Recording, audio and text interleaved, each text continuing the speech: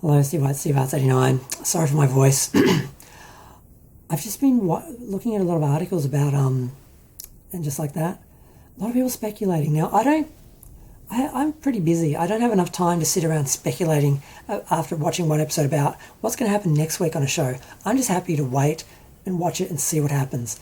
But a lot of people, their whole joy is speculating between episodes and trying to work out what's going to happen.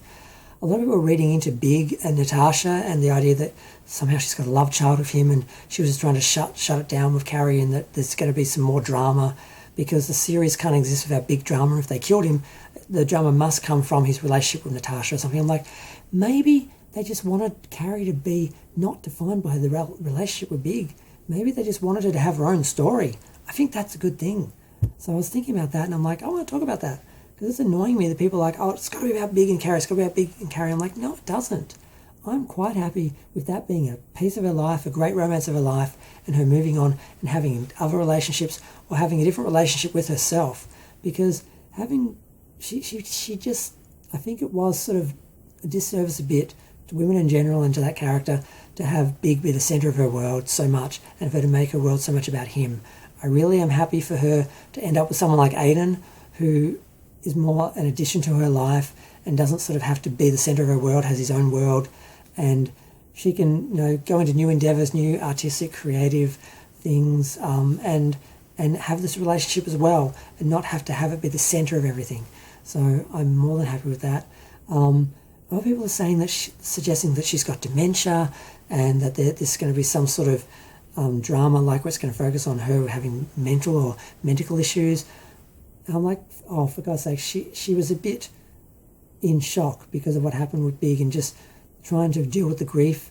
You do become very, very fragmented. Things just get very scattered and it's hard to focus on things because you constantly have this sort of grief focus. And I think Sarah Jessica Parker's done a very good job of portraying that, but people are interpreting that as some sort of mental or cognitive issues. And I'm like, I really don't think they're going to go into dementia. I don't really think this show is about that. So I think that's a pretty far stretch. But that's one of the other things people are saying. A lot of people are still complaining about Samantha not being in the show. Like I said, I don't want to see her character really because her character didn't seem to have anywhere to go.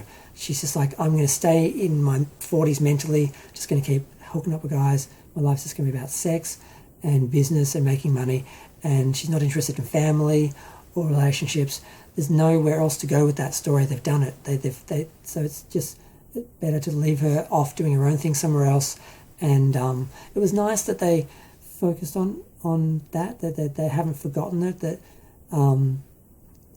Carrie's still mourning the relationship, losing the relationship. That's interesting.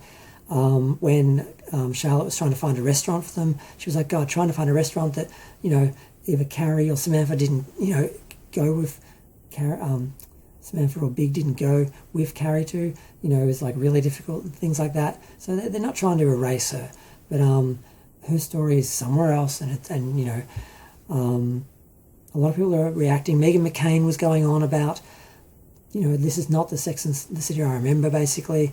I didn't look at her interview because I didn't want to hear what she had to say, but she wasn't happy with the representation and the diversity, that it's not basically just season 7 of Sex and the City. It's a new show, and these women are in a new stage of their life. We're in a new era, the post-COVID, post-George Floyd, it's very different. So they're going to have to adapt to that, and I like that. I like seeing them adapt to that. I like seeing different people from different backgrounds in the show, and these other characters who haven't had enough attention, and they're not even, that's the other thing. People thought, oh, it's all going to be about these new characters and it's all going to be forced diversity representation. These characters have just had very normal roles. They've just sort of been in the show. They haven't sort of been the focus. They're not like, hey, look, now we've got a new black character. It's not, it's not like that. So I don't know what people are going on about, but I don't know, I just was seeing all these things. I thought, I want to talk about this. It is actually fun to speculate and talk about this stuff. But I think I'll read a lot of people's ideas, and I think that's silly.